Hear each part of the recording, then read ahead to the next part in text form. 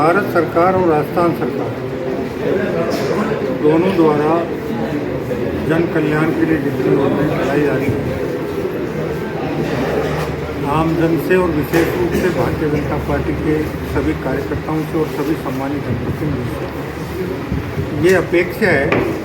कि उन योजनाओं का अच्छी तरह से अध्ययन करके जानकारी करके उसके पात्र जो व्यक्ति हैं और जिन तक उन योजनाओं का लाभ नहीं पहुंचा है, उन तक पात्र व्यक्तियों तक लाभ पहुंचाने में सहयोग करें। अभी राजस्थान सरकार ने अपने बजट में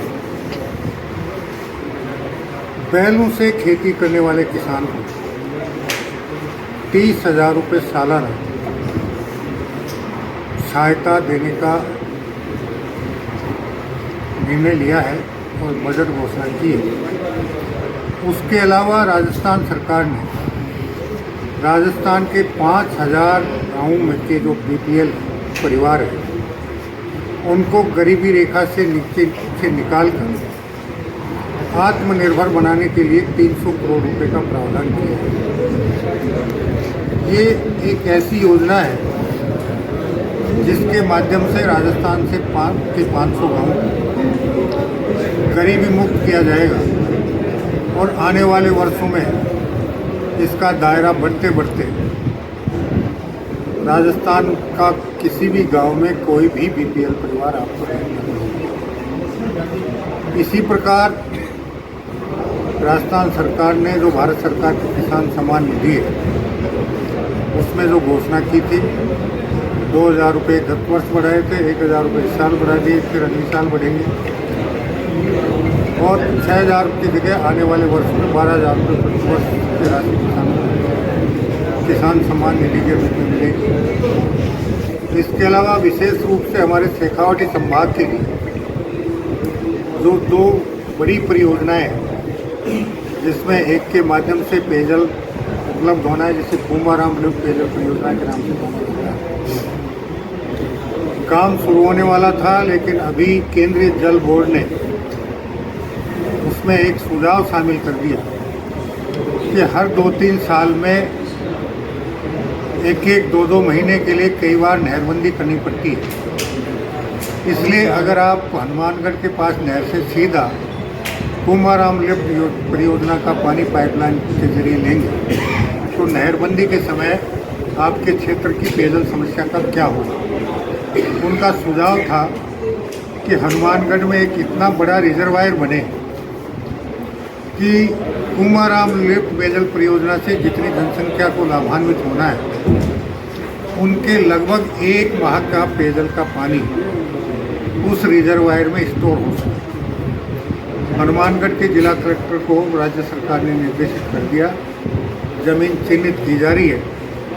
और जमीन चिन्हित करते ही उसका काम शुरू हो जाएगा।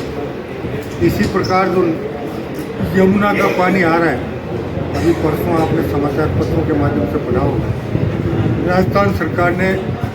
अपनी डीपीआर बनाकर प्रस्तुत कर दी थी। अब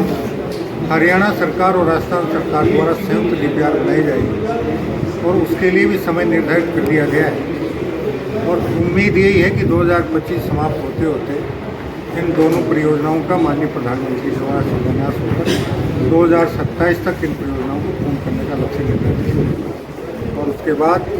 हमारा शेखावाटी संभाग का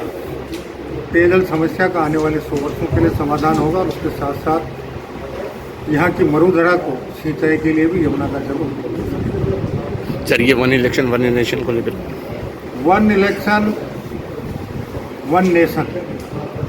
की तर्ज पर 1 स्टेट 1 इलेक्शन का संकल्प राजस्थान सरकार का है।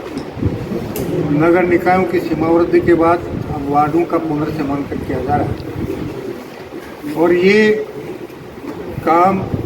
जल्दी जब पूर्ण हो जाएगा उसके बाद मतदाता सूची बनाने का काम शुरू होगा और उम्मीद करेंगे कि अगस्त सितंबर तक मतदाता सूचियां जब तैयार हो जाएंगी उसके बाद नवंबर-दिसंबर में नगर निकायों के 1 माह में एक साथ 1 या 2 या 3 जितने चरण राज्य निर्वाचन आयोग उचित समझेगा उसमें चुनाव संपन्न करवा दिया। सर, ये राज्य सरकार का जो एक आदेश आया है कि रास्ता खोलो अभियान, इसको लेके क्या कहेंगे? देखिए, गांव में एक बड़ी समस्या थी और उसको मद्देनजर रखते हुए राजस्थान सरकार ने सभी राजस्व अधिकारियों को निर्देश दिया कि यथासंभव समझाइश के जरिए, और अगर समझाइश से कोई नहीं मानते हो तो फिर नियम प्रक्रिया के पालना करते हुए अवरुद्ध रास्तों को खुलवाया जाए ताकि आमजन को आवागमन में परेशानी। Thank you sir.